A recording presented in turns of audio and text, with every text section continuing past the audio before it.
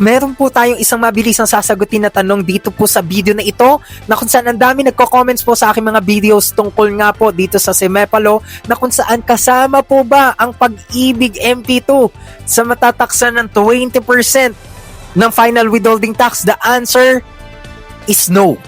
Hindi po.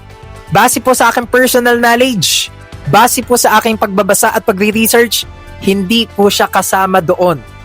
Coach, bakit po hindi kasama? Dahil sa pagkakaalam ko nga po, ang Pag-ibig MP2 is a government savings program.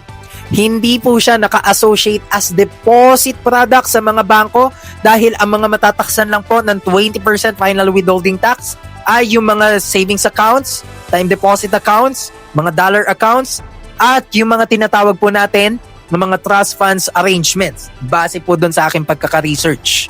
Ngayon, tax exempt nga po ang Pag-ibig MP2 eh. So bakit po siya, hindi po siya kasama or classified doon sa matataksan? Dahil ang kinalify po doon, ang in-state po doon ay mga deposit products. At ang Pag-ibig MP2 po, hindi po deposit product.